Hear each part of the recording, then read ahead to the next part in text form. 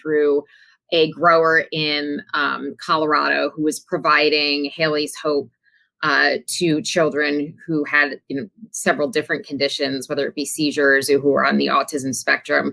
And his name is Jason Cranford. He's featured in the film Weediatrics.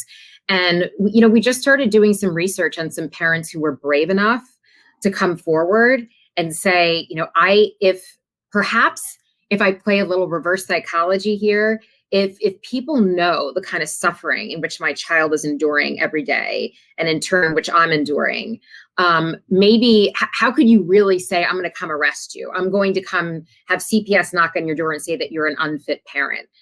So we really, I think we're thankful that we had several conversations with these families over a period of really months and what it was eventually 2 years about what the consequences could be, but what the benefits could be. And we really hope that, when people watch this film, they understand that these weren't just families who were trying to help their own children. They were trying to help other children too.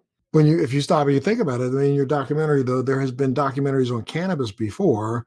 And Right. Again, I think the documentary is more about the parents and the risks that they were taking than it is Yes. about cannabis itself. But I think you were right with your, idea, because I think we would not even be having these discussions right now about cannabis, period, were it not for the documentaries that Sanjay Gupta did on CNN that opened the door and opened people's eyes to the fact that there was relief being brought to children who were severely afflicted by different maladies. And that's what basically made this more acceptable in a sense, because I believe that since those documentaries aired, if you look across the board, across the national, the polls taken nationally, those swung 20 and 30 points in the other direction.